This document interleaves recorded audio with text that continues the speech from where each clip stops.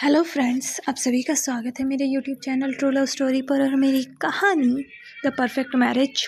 तो चलिए इस कहानी के चैप्टर नंबर 98 को शुरू करते हैं। एग्ज़ाम और तन्हाई। त्रिशा अपने काम से चली जाती है, वहीं रश्मि अब अकेली ही रह जाती है। अब वो जितना चाहे पढ़ सकती थी। उसे परेशान करने वाली त्रिशा अब यहाँ नहीं थी, जो सोचकर रश्मि उदास हो जाती है। उसकी आंखें भर आती हैं और वो अपनी आंखें साफ करने लगती हैं। तभी उसके फ़ोन पर त्रिशा का फ़ोन आता है। रश्मि उस वीडियो कॉल को उठा लेती है। वो अभी फ्लाइट में पहुंची थी। त्रिशा जब रश्मि का चेहरा देखती है तो उसे सीधा पूछती है, क्या तुम रो रही थी? क्या कुछ हुआ है? क्या किसी ने कुछ कहा है? तुमने बताया मुझे? जो सुनकर रश्मि मुस्कुरा कर कहती, कुछ नहीं हुआ। मुझे आपकी याद आ रही थी। आप बिजनेस ट्रिप पर ध्यान दीजिए, जिसके लिए आप मुझे छोड़ कर गई हो। आप बहुत बुरी हो। जो सुनकर त्रिशा के चेहरे पर मुस्कान आ जाती है और वो रश्मि को देख कर कहती है, रश्मि, मैंने कहा था कि मैं जल्दी ही आ जाऊंगी, मतलब आ जाऊंगी। तुम ऐसे बर्ताव कर रही हो। ठीक है, तुम बस अपनी पढ़ाई पर ध्यान दो। इस पर रश्मि कहती है, बिजनेस और पढ़ाई तो बहाना है। आपको तो हमसे दूर जाना है ताकि आप अपने और चाहने वालों से मिल सकें। आप हमसे प्यार नहीं करते। जो सुनकर त्रिशा को हंसी आ जाती है और वो अपने आप को संभाल कर कहती है, मेरी जान, तुम चिंता मत करो। बस तुम्हारी ये पेपर ख़त्म हो जाए, फिर मैं वापस आ जाऊंगी। अब जितने दिन की यहाँ दूर हूँ, सारी कसर पूरी कर दूंगी। इस पर रश्मि कहती है, क्या सच में आप हमें इतना प्यार करोगी? जो सुनकर त्रिशा कहती है, हाँ, क्यों नहीं। चलो अब मैं फ़ोन रखती हूँ, मुझे कुछ काम है। जिस पर रश्मि हाँ कहकर फ़ोन रख देती है। वो कुछ देर तो फ़ोन देखती है, फिर उठकर अपनी किताब उठाकर कहती है, अब मुझे अच्छे से नंबर लाने हैं और अच्छे से पढ़ना है। जो कहकर रश्मि पढ़ने लगती है। वो कुछ दिन तक बहुत ज़्यादा मेहनत करती है। घर के तीनों बच्चे अपनी पढ़ाई में पूरी तरीके से डूब गए थे। रश्मि तो कुछ ज़्यादा ही, उसका सब कुछ छूट गया था। त्रिशा के ना होने पर वो दिन और रात पढ़ाई करती थी। उसे ऐसे देखकर किसी को कुछ समझ नहीं आता। वहीं दूसरी तरफ त्रिशा, जो अभी अमेरिका में थी और वो अपने काम को कर रही थी, उसकी हालत भी कुछ ठीक नहीं थी। वो भी दिन रात काम कर रही थी। 4 दिन लगातार काम करने के बाद त्रिशा बिस्तर पर गिर जाती है। भले ही वो थकी हुई थी, लेकिन फिर भी ये तन्हाई उसे सोने नहीं दे रही थी। लेकिन थकान की वजह से उसे नींद आ जाती है। त्रिशा गहरी नींद में सो जाती है और सुबह उठकर वो फिर से अपने काम में लग जाती है। वो बिल्कुल भी आराम नहीं करती। उसे देखकर मशीन की याद आती है। वो बिल्कुल मशीन बन चुकी थी। वहीं दूसरी तरफ रश्मि के भी एग्ज़ाम्स थे और वो भी आराम नहीं कर रही थी, लगातार पढ़ रही थी। वो भी बिल्कुल तनहा थी। वो अपना पूरा इस्तेमाल कर रही थी अपनी पढ़ाई में, क्योंकि उसे अच्छे नंबर चाहिए थे और किसी के लिए नहीं, बल्कि त्रिशा के लिए। वो उसके लिए अच्छे नंबर लाना चाहती थी। रश्मि अपने एग्ज़ाम देखकर बैठ जाती है। उसे ऐसे थका हुआ देखकर शिवानी जी कहती है, रश्मि बेटा, आराम कर लो। वैसे भी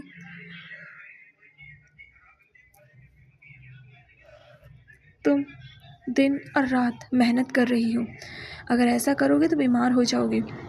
जो सुनकर रश्मि कहती है, मम्मी चिंता मत कीजिए, कुछ नहीं होगा, और हाँ, मैं ठीक हूँ। जो सुनकर शिवानी कुछ कहती उससे पहले ही रश्मि उठकर कहती है, मम्मी मैं अपने कमरे में जा रही हूँ पढ़ाई के लिए। अब ये उसका आखिरी एग्ज़ाम था, इसलिए वो और भी ज़्यादा मेहनत कर रही थी। उसे देखकर शिवानी कुछ सोचकर त्रिशा को फ़ोन करती है। जो फ़ोन उसका सेक्रेटरी उठाता है, क्योंकि त्रिशा भी मीटिंग में थी। शिवानी यश से पूछती है, यश कहाँ है? और यश, त्रिशा कहाँ है और वो कब वापस आएगी? जो सुनकर यश कहता है, मैम, बॉस अभी ज़रूरी मीटिंग में है, वो आने में लेट हो जाएंगे। क्या आप उन्हें कुछ मैसेज देना चाहती हैं? जो सुनकर शिवानी कहती है, ठीक है, तो अपनी उस बॉस को कह देना कि जल्दी से मुझे फ़ोन करे, मुझे उससे कुछ ज़रूरी बात करनी है। और हाँ, अगर वो ना बोलें तो बोल देना कि ये रश्मि के बारे में है, ठीक है? जो सुनकर यश हाँ बोलता है, क्योंकि उस समय इतनी हिम्मत नहीं थी कि वो शिवानी के फ़ोन को खुद काट सके। शिवानी फ़ोन काट कर अपने फ़ोन को रख कर कहती है, ये लड़की भी ना पता नहीं कहाँ क्या कर रही है, यहाँ मुझे उससे कुछ ज़रूरी काम है। वहीं वो देखती है कि रश्मि अभी भी पढ़ रही है, जो देखकर उसे उसकी चिंता होती है। रश्मि अब बिल्कुल पागल हो चुकी थी। इस अकेलेपन को दूर करने के लिए वो पढ़ रही थी और वो कुछ ज़्यादा ही कर रही थी। नहीं, दूसरी तरफ त्रिशा अभी एक आदमी से बात कर रही थी। वो आदमी त्रिशा को डरा रहा था, लेकिन त्रिशा बिना डरे उसी को डरा कर अपना काम करवा लेती है। जब वो अपने ऑफिस आती है तो वो पूछती है कि यश परेशान है। जब वो उससे वजह पूछती है तो यश उससे सब कुछ बता देता है और वो अपनी मम्मी को फ़ोन कर लगाती है,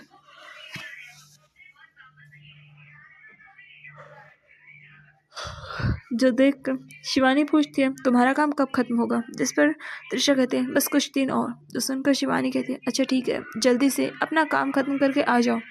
जिस पर त्रिशा उनसे वजह पूछती है, जिस पर शिवानी उसे सब कुछ बता देती है।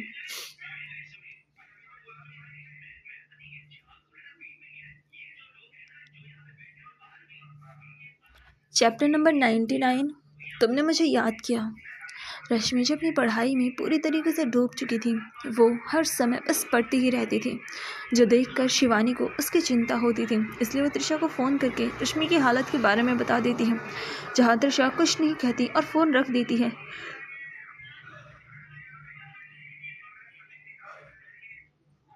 शिवानी भी कुछ नहीं कहती, क्योंकि उसे भी पता था कि त्रिशा रश्मि को ऐसे नहीं देख सकती, इसलिए वो जल्दी ही वापस आ जाएगी। वहीं ऐसे ही कुछ दिन और बीत जाते हैं। आज रश्मि तैयार होकर कॉलेज जा रही थी, क्योंकि उसका आखिरी एग्ज़ाम था। वो काफ़ी थकी हुई थी। रश्मि कार में बैठकर चली जाती है। शिवानी खुश थी कि अब रश्मि ज़्यादा मेहनत नहीं करेगी और आराम करेगी। वहीं रश्मि बहुत अच्छे से अपने एग्ज़ाम को देती है। आज संजीत और रिया का भी पेपर था। वो लोग भी बहुत मेहनत करते हैं। जब उन तीनों का पेपर ख़त्म हो जाता है, ड्राइवर उन्हें लेने के लिए आता है। तीनों घर जाते हैं और जाकर बिना कुछ खाए वो लोग सोने के लिए चले जाते हैं, क्योंकि उनकी नींद पूरी नहीं हुई थी। शिवानी आज काफ़ी ज़्यादा खुश थी, क्योंकि आज त्रिशा भी वापस आने वाली थी, जिसके बारे में उन्होंने किसी को नहीं बताया और ये बात उन्होंने अपने पास ही रखी, क्योंकि वो सबको सरप्राइज़ देने वाली थी। शाम को वो तीनों उठकर नीचे आते हैं। रिया, रश्मि, संजीव तीनों नाश्ता करके फिर से सोने के लिए चले जाते हैं, क्योंकि तीनों काफ़ी ज़्यादा थके हुए थे। रश्मि अपने कमरे में जाकर बिस्तर पर लेट जाती है। उसे नींद आ रही थी। वो अपनी आंखें बंद करके कहती है तुमने कहा था कि मेरे एग्ज़ाम्स तक तुम मुझसे दूर रहोगी, अब तो आ जाओ, देखो मेरे एग्ज़ाम्स ख़त्म हो गए। जो कहकर रश्मि सो जाती है और उस कमरे में फिर से शांति हो जाती है। वहीं दूसरी तरफ अभी रात के 10 बज रहे थे। सभी लोग सो चुके थे, लेकिन शिवानी अभी तक जग रही थी। वो त्रिशा का इंतज़ार कर रही थी। तभी उन्हें कार की आवाज़ आती है। जब वो देखती है, दरवाजे से त्रिशा अंदर आती है। शिवानी उसे देखकर खुश हो जाती है और उसे कस कर गले लगाती है। त्रिशा भी उन्हें गले लगा लेती है। फिर शिवानी उसे फ्रेश होने के लिए कहती है, जो तो त्रिशा नीचे वाले कमरे में ही चली जाती है। फिर वो बैठकर खाना खाती है। शिवानी उससे पूछती है तुम्हारी फ़्लाइट तो 6 बजे की थी, तो तुम्हें इतना लेट कैसे हो गया। जिस पर त्रिशा खाना खाते हुए कहती है वो रास्ते में पापा का फ़ोन आ गया था। उन्होंने घर आने से मना कर दिया। उन्हें ये ठीक नहीं लगा था और फिर ऑफिस में भी कुछ ज़रूरी काम था, इसलिए मैं वहाँ चली गई और काम ख़त्म करके आ गई। फिर प्रभास पापा का फ़ोन आ गया तो उन्होंने मुझे वहाँ बुला लिया। जो सुनकर शिवानी कुछ नहीं कहती और वह त्रिशा के बालों को सहलाती है और उसके माथे को चूम कर कहती है कितना ज़्यादा काम करती हूँ। अब एक काम करना, संजीत जो कि अब घर पर ही रहेगा, उसे भी अपने साथ ऑफिस लेकर जाना, ताकि वो भी कुछ सीख सके। सारा काम अकेले तुम ही करोगी क्या। जो सुनकर त्रिशा मुस्कुरा कर कहती है मम्मी चिंता मत कीजिए, मैं सब देख लूँगी। अगर वो ऑफिस आना चाहे तो आ सकता है, लेकिन उस पर कोई दबाव नहीं है। जो सुनकर शिवानी मुस्कुरा देती है। फिर वो खाना खा लेती है। त्रिशा खाना खाकर कहती है मम्मी मेरा हो गया। वैसे क्या रश्मि सो गई। जिस पर शिवानी कहती है हाँ, वो काफ़ी ज़्यादा थकी हुई थी, इसलिए सो गई। फिर वो उसके कंधे पर हाथ रख कर कहती है अब एक काम करो, तुम भी जाओ और आराम करो। जो सुनकर त्रिशा हाँ कहती है और अपना सामान लेकर जाने लगती है। वही शिवानी भी प्लेट रखकर अपने कमरे में चली जाती है। त्रिशा सामान रखकर बिना कपड़े बदले ही बिस्तर पर सोने के लिए चली जाती है। वो आराम से बिस्तर पर आकर रश्मि को देखती है, जो काफ़ी खूबसूरत लग रही थी सोते हुए। और ये देखकर रश्मि खुद त्रिशा मुस्कुराकर उसके माथे पर किस करती है और फिर वो वहीं लेट जाती है। थोड़ी ही देर में उसे नींद आ जाती है और वो भी सो जाती है। सुबह रश्मि अपने बिस्तर पर आराम से सो रही थी, लेकिन अब सुबह होने लगी थी, जिससे उसकी पलकें खुलने लगती हैं। वो बिल्कुल तितली की तरह फड़फड़ा रही थी और वो धीरे से उठने लगती है। रश्मि धीरे से अपनी आंखें खोलकर इधर-उधर देखती है और फिर उठने लगती है, लेकिन उसे पता चलता है कि कोई उसे पकड़ कर सो रहा है और ये कुछ जाना-पहचाना है। तो सब सोचकर रश्मि दूसरी तरफ देखती है, जहाँ एक खूबसूरत चेहरा जिसे वो बहुत ज़्यादा याद किया था, वो अभी उसके सामने थी। ये कोई और नहीं तृषा थी। रश्मि बस उसे देख रही थी। उसे तो यकीन ही नहीं हो रहा था। वो धीरे से उसकी नाक को छूती है, फिर वो उसके चेहरे को, और जैसे ही उसके होठों को छूती है, तृषा उसका हाथ पकड़कर उसे अपनी तरफ खींच लेती है और उसकी आंखों में अपनी नींद भरी आंखों से देख कर कहती है, क्या तुम मेरा फ़ायदा उठा रही हो? जो सुनकर रश्मि घबरा जाती है और अपना हाथ छुड़ाने लगती है, लेकिन तृषा नहीं छोड़ती और इससे पूछती है, बोलो, क्या तुम मेरा फ़ायदा उठा रही हो? जिस पर रश्मि उसे देख कर कहते हैं, ये तो मुझे पूछना चाहिए कि आप मेरा फ़ायदा उठा रही हो? जो सुनकर तृषा कहती है, हाँ, मैं तुम्हारा फ़ायदा उठा रही हूँ और मुझे बहुत ज़्यादा मज़ा आ रहा है तुम्हारा फ़ायदा उठाने में। जो सुनकर रश्मि उसे खुद से दूर करके कहती है, अब यहाँ क्या कर रही हो? जिस पर तिरशा उठकर बैठ जाती है और उसे देख कर कहती है, क्या तुमने मुझे याद किया?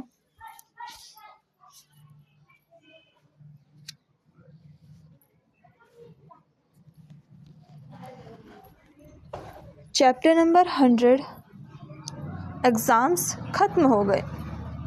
रश्मि धीरे से अपनी आंखें खोलती है और उसके सामने तृषा थी और वो उसे छूने लगती है। वहीं तृषा धीरे से अपनी आंखें खोलती है और फिर रश्मि को रोक कर उससे पूछती है, क्या तुम मेरा फ़ायदा उठा रही हो? जो सुनकर रश्मि उसी पर ही इल्ज़ाम लगा देती है। फिर तृषा उससे पूछती है, क्या तुमने मुझे याद किया? जो सुनकर रश्मि रुक कर उसे देखती है और अपनी गर्दन हाँ में हिला देती है। उसने सच में तृषा को बहुत ज़्यादा याद किया था। वह उसके सीने पर अपने सर को रखकर उसे महसूस करती है। उसे इतने दिनों बाद तृषा की धड़कनें सुनकर अच्छा लग रहा था। वहीं उसकी इस हरकत पर तृषा धीरे से मुस्कुराकर उसके बालों को सहला कर कहती, लगता है मेरी रैबिट ने मुझे बहुत ज़्यादा याद किया है। अपने लिए ऐसे नाम को देखकर रश्मि मुस्कुराकर अपने सिर को उठाकर तृषा को देखती है, जो काफ़ी प्यारी लग रही थी। रश्मि धीरे से उसके होठों को छूती है और फिर पीछे हटकर दोबारा अपने सर को रख देती है और तृषा को कसकर गले लगा लेती है। रश्मि की इस हरकत से तृषा पहले तो हैरान रह जाती है, लेकिन फिर उसके होठों पर मुस्कान आ जाती है और वो भी उसके बालों पर किस करती है। फिर वो रश्मि को ऐसे ही रहने देती है। आधे घंटे बाद तृषा धीरे से कहती है, रश्मि, तुम्हें नहाना नहीं है? नीचे नहीं जाना? देखो सुबह हो गई। जो सुनकर रश्मि अपने सिर को उठाकर तृषा को देखती है, जो देखकर तृषा कहती है, ऐसी क्या देख रही हो? देखो मैं यही हूँ, कहीं नहीं जा रही, समझी? तुम कब तक ये सब ऐसे ही देखने वाली हूँ? जो सुनकर रश्मि उठकर बैठ जाती है, लेकिन वो जाती नहीं। तृषा उसे देखकर खुद भी बैठ जाती है और उससे पूछती है, बोलो क्या हुआ, तुम जा क्यों नहीं रही? जिस पर रश्मि तृषा की तरफ झुककर उसके कान के पास जाकर बड़ी ही धीमी आवाज़ में कहती है, तृषा, क्या हम दोनों साथ में शावर ले सकते हैं? जो सुनकर तृषा पहले तो चौंक जाती है, लेकिन फिर वो रश्मि को देखकर मुस्कुराने लगती है। ये देखकर रश्मि उठकर जाने लगती है, जो देखकर तृषा भी उठ जाती है और वो रश्मि के पीछे बाथरूम में चली जाती है और अंदर आ जाती है। उसे देखकर रश्मि चौंक जाती है और चौंक कर कहती है, तृषा, आप यहाँ क्या कर रही हो? जिस पर तृषा कहती है, तुम्ही ने तो मुझे बुलाया है, इसलिए चलो साथ में शावर लेते हैं। जिस पर रश्मि शर्मा जाती है। फिर तृषा उसके पास आकर पूछते हैं, वैसे क्या तुम्हारे एग्ज़ाम्स ख़त्म हो गए? जिस पर रश्मि हाँ कहती है। जो सुनकर तृषा मुस्कुरा कर कहती है, अच्छी बात है। फिर वो रश्मि को पीछे से गले लगा लेती है और उसकी गर्दन को चूमने लगती है। थोड़ी ही देर में वो दोनों शावर के नीचे थे, जहाँ तृषा ने रश्मि को गले लगा रखा था और वो दोनों नहा रही थी। रश्मि काफ़ी शर्मा रही थी, वहीं तृषा ने उसके साथ और कुछ नहीं किया, जो महसूस करके रश्मि मुड़कर तृषा को देखती है, जो आराम से नहा रही थी। उसे ऐसे देखकर रश्मि अपने चेहरे को ऊपर उठाती है, जहाँ तृषा मुस्कुराती है और रश्मि उसे किस करने लगती है। फिर वो उसे गले लगा कर कहते हैं, प्लीज़ मुझे आपकी ज़रूरत है, प्लीज़ मुझे प्यार करो, मैंने आपको बहुत ज़्यादा याद किया। जो सुनकर तृषा रश्मि को गले लगाकर ठंडी सांस लेकर कहते, मुझे अभी ऑफिस जाना है, क्यों ना आकर। जो सुनकर रश्मि तृषा से अलग होकर अपने बाथरूम को पहनकर जाने लगती है और ये देखकर तृषा अपने सर को हिलाती है, वो रश्मि को आवाज़ लगाती है, लेकिन वो उससे उसकी एक नहीं सुनती है और ये देखकर त्रिशा खुद भी बाथरोब पहनकर बाहर आती है, जहाँ रश्मि अपने कपड़े पहनने के लिए जाने लगती है। त्रिशा उसका हाथ पकड़ लेती है। रश्मि कहती है, छोड़िए मेरा हाथ और करिए अपना काम, आपको क्या फ़र्क पड़ता है। जो सुनकर त्रिशा के चेहरे की स्माइल और गहरी हो जाती है और वो रश्मि को खींचकर बिस्तर पर गिरा देती है और उसके ऊपर आकर कहते हैं, यार कितनी जल्दी गुस्सा हो जाती हूँ, चलो ठीक है, आज थोड़ा लेट ही चली जाती हूँ। जिस पर रश्मि उसे हटाते हुए कहती है, नहीं, आप अपने काम पर ध्यान दीजिए और छोड़िए मुझे। जिस पर त्रिशा उसके गर्दन पर किस करते हुए कहती है, छोड़ने के लिए थोड़ी ना पकड़ा है, अब बस मुझे महसूस करो। जो सुनकर रश्मि अपने मुंह को बना लेती है, जो देखकर त्रिशा उसे किस करने लगती है और उसके होठों को पूरी तरीके से चूमने लगती है, जिससे रश्मि को सांस लेने में दिक्कत होती है। तो वो उसके होठों को छोड़कर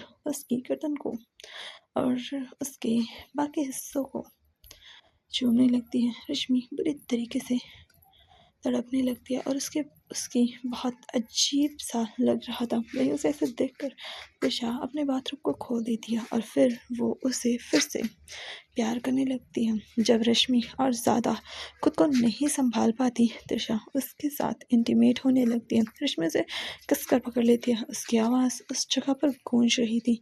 1 घंटे बाद त्रिशा रश्मि के साइड में लेट जाती है और उसे देखने लगती है, जहाँ रश्मि अपनी सांसों को संभाल रही थी। फिर वो त्रिशा उठकर बाथरूम में चली जाती है, लेकिन वो फिर वापस आती है और फिर रश्मि को भी उठाकर बाथरूम में लेकर जाते हैं। रश्मि के शरीर पर कोई कपड़ा नहीं था, वो उसे साफ करती है। रश्मि जब त्रिशा को देखती है, उसका चेहरा लाल हो जाता है और त्रिशा की छूने पर अजीब अजीब सी वो आवाज़ें निकालने लगती है, जिससे त्रिशा उसे घूरने लगती है।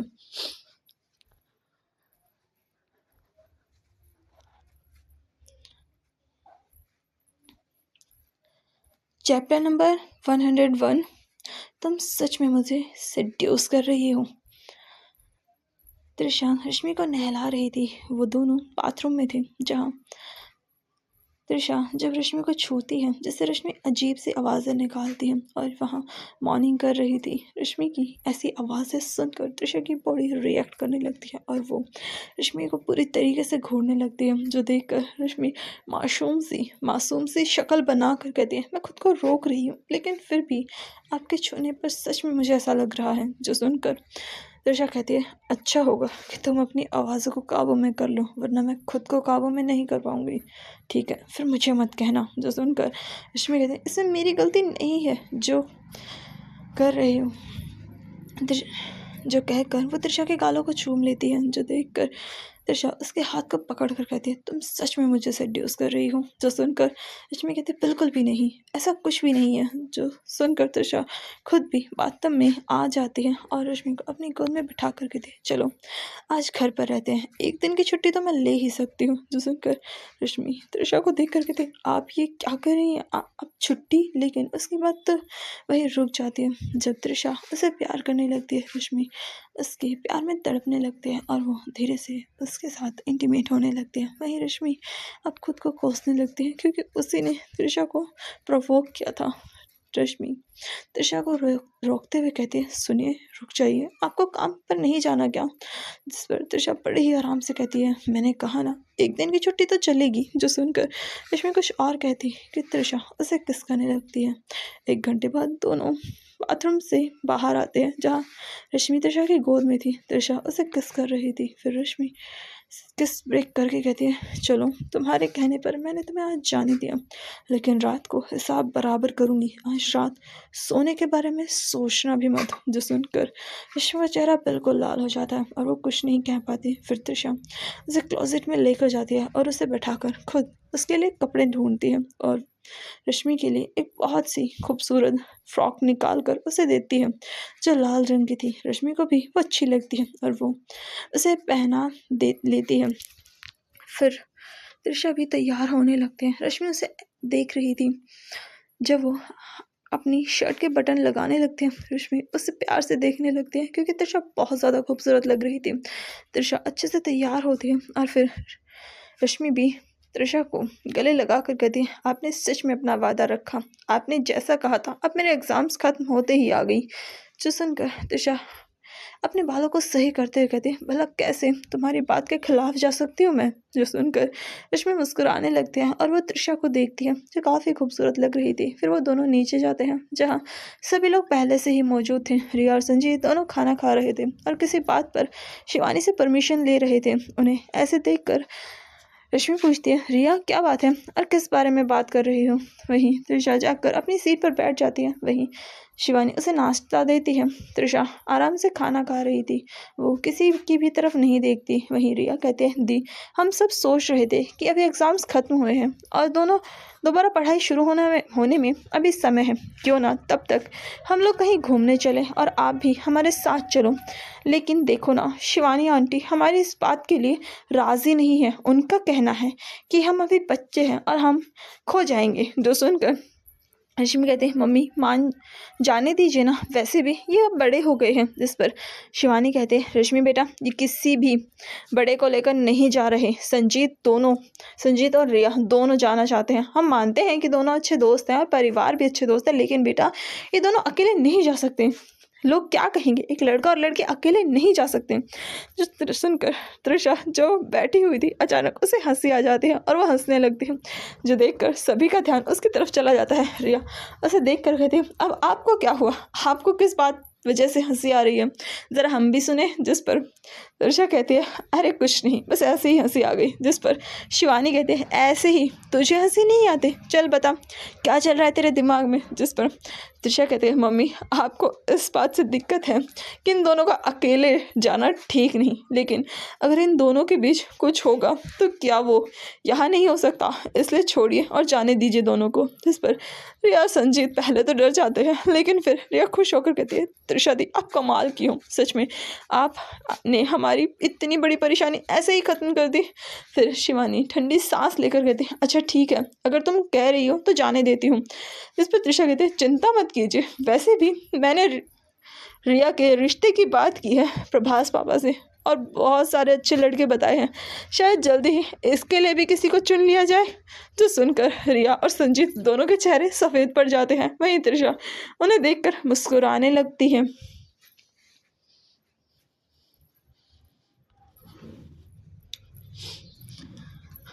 चैप्टर नंबर 102, रिया के लिए रिश्ता। तृषा और बाकी सब जब नाश्ता कर रहे थे तब रिया और संजीत कहीं घूमने जाने की बात कर रहे थे। जिस पर तृषा कहती है कि उसने रिया के लिए कुछ रिश्ते बताए हैं। वहीं उसकी बात सुनकर रिया और संजीत के चेहरे सफ़ेद हो जाते हैं और ये देखकर तृषा मुस्कुराने लगती है। फिर वो उठकर अपने कपड़े सही करके कहती है, ठीक है, तुम दोनों जहाँ चाहे जा सकते हो, हाँ जहाँ जाना है चाहो तो मुझे बता देना, ठीक है, तैयारी मैं करवा दूंगी। जो सुनकर दोनों कुछ नहीं बोल पाते। वहीं तृषा वहाँ से चली जाती है।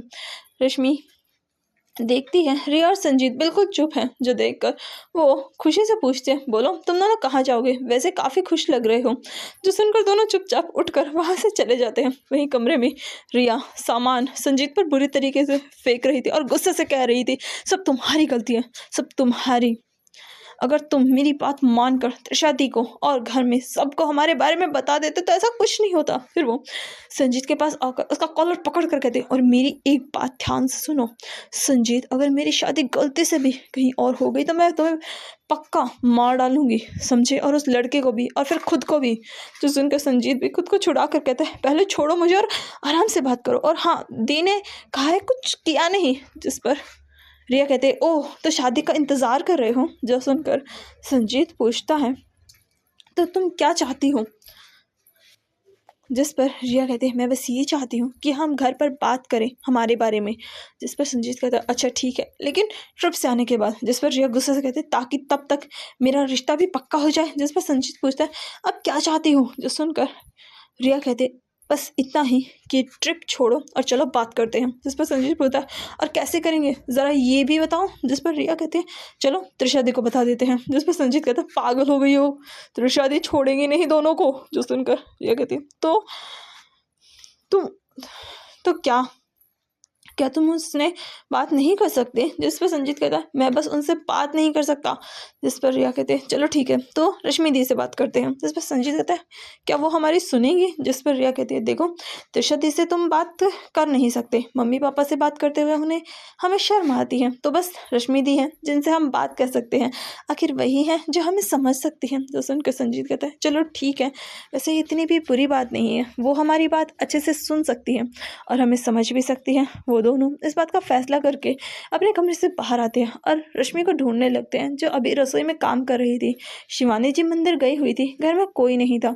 रिया रसोई में आकर रश्मि को पीछे से गले लगा कर कहती है दी क्या बना रही हो, चलिए मैं आपकी मदद करती हूँ। जो सुनकर रश्मि से देख कर कहती है नहीं इसकी कोई ज़रूरत नहीं है, मैं अपना काम खुद कर सकती हूँ। वैसे ये बताओ तुम यहाँ कर क्या रही हो, क्योंकि जितना मैं तुम्हें जानती हूँ तुम तो रसोई में कभी आती ही नहीं हो। जो सुनकर रिया गैस बंद करके रश्मि के हाथ को पकड़कर बड़े ही प्यार से कहती है दी आप मेरे साथ चलिए, मुझे आपसे कुछ ज़रूरी बात करनी है। जो सुनकर रश्मि को कुछ अजीब लगता है और वो रिया की बात मानकर बाहर आती है जहाँ संजीत भी था। उन दोनों को देखकर कहती है क्या तुम दोनों ट्रिप के बारे में पूछने के लिए आए हो या बताने के लिए, क्या तुमने फैसला कर लिया? जो सुनकर संजीत कहता है भाभी वो हम आपको कुछ बताना चाहते हैं। जिस पर रश्मि आराम से बैठ कर कहती है तो बोलो क्या बताना है? जो सुनकर रिया कहती वो दी हम आपको बताना चाहते हैं।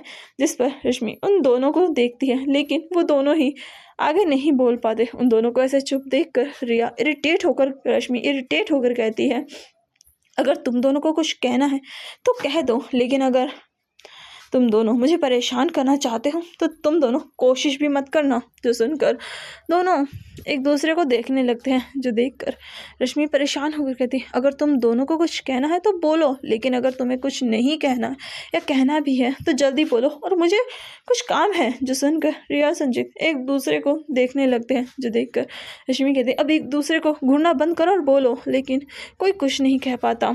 जो देखकर रश्मि वहाँ से उठकर जाने लगते हैं। तभी रिया कहते हैं दी रुकिए, वो हम आपको बताना चाहते हैं। लेकिन तभी दरवाजे से आवाज़ आती है यही कि तुम दोनों एक दूसरे को पसंद करते हो। जो सुनकर वो तीनों चौंक कर पीछे देखते हैं क्योंकि उन्हें समझ नहीं आ रहा था कि आखिर ये कौन है, क्योंकि घर पर तो उन तीनों के अलावा कोई भी नहीं। वहीं रश्मि भी हैरानी से देखती है लेकिन वो इस आवाज़ को जानती थी।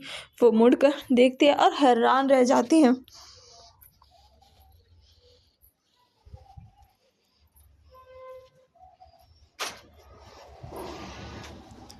चैप्टर नंबर 103 संजीत और रिया का रिश्ता। रिया और संजीत जब अपने रिश्ते के बारे में रश्मि को बता रहे थे लेकिन वो दोनों ही कुछ नहीं बोल पाते और जब वो हिम्मत जुटाकर कुछ शब्द बोलते तभी एक और आवाज़ आती है जो कहती है कि तुम दोनों एक दूसरे को पसंद करते हो। जो सुनकर तीनों चौंक जाते हैं क्योंकि घर पर कोई नहीं था, लेकिन ये आवाज़ जानी पहचानी थी। जब रश्मि मुड़कर देखती है वहाँ कोई और नहीं बल्कि त्रिशा खड़ी थी जो उन तीनों को देख रही थी। त्रिशा को देखकर तीनों चौंक जाते हैं। वही रश्मि उसकी बात से ज़्यादा हैरान थी। त्रिशा अंदर आती है। रश्मि उससे पूछती है त्रिशा आप क्या कह रही हो, क्या रिया और संजीत साथ हैं? लेकिन ये कैसे हो सकता है? जो सुनकर त्रिशा उसके पास आकर पूछती है और ऐसा क्यों नहीं हो सकता, क्योंकि तुम्हारी बहन है और ये मेरा भाई। जिस पर रश्मि कहती है ऐसा नहीं है, लेकिन ये दोनों अच्छे दोस्त हैं। जो सुनकर त्रिशा उन दोनों को देख कर कहती है हाँ ये अच्छे दोस्त हैं, लेकिन अब ये दोनों क्या ये यही जानते हैं और ये तुम्हें यही बताने आए थे ताकि इतना अटक रहे थे।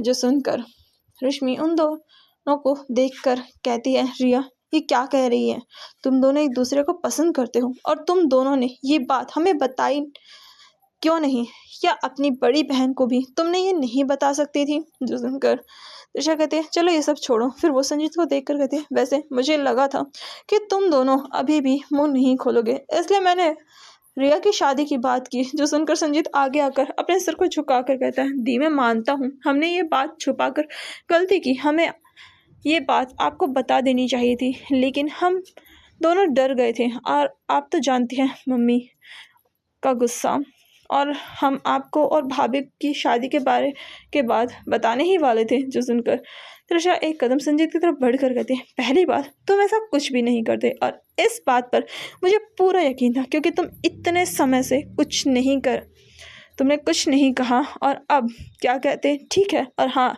रही रिया की शादी की बात, तो वो तो मैं करवा कर रहूँगी। जो सुनकर रिया आगे आकर त्रिशा की आंखों में देख कर कहती, दी आप ऐसा नहीं कर सकती, मैं संजीत से प्यार करती हूँ और वो मुझसे, हम दोनों एक दूसरे से शादी करेंगे और आप चाहें या ना चाहें, आप हम दोनों को अलग नहीं कर सकती। जो सुनकर त्रिशा कहती है, क्या तुम मुझे चैलेंज दे रही हो? जो सुनकर रिया त्रिशा का हाथ पकड़कर उसे अपने गले लगाकर गालों पर रख कर कहती है, त्रिशा दी, आप क्या मेरी दी से प्यार नहीं करती?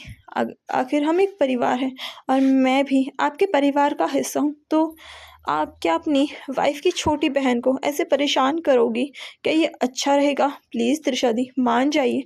मैं मानती हूँ कि इसमें हमारी गलती है, लेकिन आप तो बड़ी हैं, क्या बच्चों की गलती माफ़ नहीं कर सकती? प्लीज़ हमारी मदद करो, प्लीज़ मम्मी पापा को बता दो और मना लो। जो सुनकर त्रिशा सोफे पर बैठ कर कहती है, प्यार तुम दोनों करते हो, रिश्ता तुम दोनों के बीच है, तो मैं क्यों बीच में आऊँ? वहीं ये सब सुनकर रश्मि गुस्से से रिया को देखती है और उसके कान पकड़कर खींचते हुए कहते हैं, पहले तू ये बता, इतनी बड़ी बात तूने मुझसे क्यों नहीं बताई? रिया, जिस पर रिया कहती है, दी छोड़िए, दर्द हो रहा है और ऐसा नहीं है, मैंने आपको बताया है, मैं आज आपको बताने ही तो आई थी, लेकिन त्रिशा दी ने प्लान खराब कर दिया। जिस पर त्रिशा कहते हैं, वैसे भी रश्मि ये बात मुझे ही बताती और ये बात मेरे पास ही आती।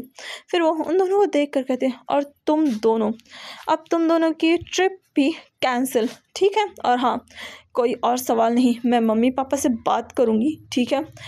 अब जाओ अलग अलग रूम में। अब मुझे तुम दोनों साथ नहीं दिखने चाहिए जब तक तुम दोनों की सगाई या शादी नहीं हो जाती। जो सुनकर वो दोनों खुश हो जाते हैं, वहीं रिया खुद को रोक नहीं पाती और वो बिना कुछ सोचे समझे जाकर त्रिशा को गले लगाकर उसे साइड हक करते हुए कहते, त्रिशा दी आप कमाल की हो, आपने कमाल कर दिया, आप बहुत अच्छी हो, thank you so much, thank you so much. वहीं रिया को ऐसे देखकर रश्मि और संजीत उसे गुस्से से देखने लगते हैं। वहीं ये देखकर, सब देखकर त्रिशा एक नज़र रश्मि की गुस्से वाली आंखों को देखकर फिर वो रिया के माथे पर एक उंगली रखकर उसे खुद से दूर करती है और उसे खुद से दूर करते हुए कहती है, लिटिल गर्ल, थोड़ा दूर रहकर कहीं ऐसा ना हो कि तुम दोनों की शादी के चक्कर में मेरा तलाक ना हो जाए। जो सुनकर रिया समझ जाती है और वो रश्मि को देखकर उसे गले लगाकर कहती है, दी आप बहुत अच्छी हो। फिर वो खुश होकर वहाँ से चली जाती है। वहीं संजीत भी वहाँ से चला जाता है। अब यहाँ रश्मि और त्रिशा रह गई थी। रश्मि मुंह बनाकर वहाँ से जाने लगती है। जो देखकर त्रिशा उसे पीछे से गले लगा कर कहते हैं, क्या हुआ? क्या तुम अब अपनी ही बहन से जेलस फील कर रही हो? यार वो बच्ची है। जिस पर रश्मि मुड़कर कहती है, वैसे आप यहाँ क्या करने के लिए आई थी या फिर गले मिलने के लिए आई थी? जो सुनकर त्रिशा मुस्कुराकर उसे वहीं उसके पास खींचकर उसके होठों पर एक छोटी सी किस करके कहती है, मैं ये और कुछ फाइलें लेने के लिए आई थी। जो कहकर वो अपने कमरे की तरफ चली जाती है। यहाँ रश्मि शर्मा जाती है। थोड़ी ही देर में त्रिशा फाइल लेकर वहाँ से चली जाती है। तो चलिए मिलते हैं इसके नेक्स्ट पार्ट में। आई होप आपको स्टोरी पसंद आई होगी। और हाँ, मैंने बहुत लंबी छुट्टियाँ ली हैं और मैं फिर से छुट्टियाँ लूँगी क्योंकि मेरे एग्ज़ाम्स आने वाले हैं। हालांकि मिड टर्म एग्ज़ाम है, बट एग्ज़ाम तो एग्ज़ाम ही होते हैं। सो आई होप आप एंजॉय कर रहे हैं और अगर मुझे टाइम मिलेगा तो ऑब्वियसली मैं अपडेट करूँगी। So thank you so much मेरे साथ जुड़े रहने के लिए और मेरी स्टोरी का वेट करने के लिए। जिन लोगों ने वेट किया है उनके लिए मैंने थोड़ा सा लॉन्ग चैप्टर बनाया है। आई होप आप इस स्टोरी को बहुत अच्छे से एंजॉय कर रहे हैं। और एक और छोटी सी रिक्वेस्ट है आप लोगों से, जो भी मेरी स्टोरीज़ को पसंद करते हैं, अगर आपकी फ़ोन में पॉकेट एफएम नाम की नॉवल है तो क्या आप अगर पॉकेट एफएम है तो क्या आप उसमें मेरी story the half moon thief, क्या आप उस स्टोरी को एक बार सुनना पसंद करेंगे? आप प्लीज़ एक बार उसे सुनिए, आपको वो बहुत अच्छी लगेगी। और एक और स्टोरी है मेरे डरपोक राजा, आप उसे भी सुन सकते हैं। ये दोनों मैंने ही लिखी है, नॉवल है, काफ़ी अच्छी है, काफ़ी इंटरेस्टिंग है और आपको बहुत ज़्यादा पसंद आएगा। Thank you. तो प्लीज़ एक बार अपनी दी के लिए इतना सा तो कर ही दीजिए। अगर आपको कुछ भी कमी लगे तो आप बता सकते हैं। Thank you so much. Take care, bye bye.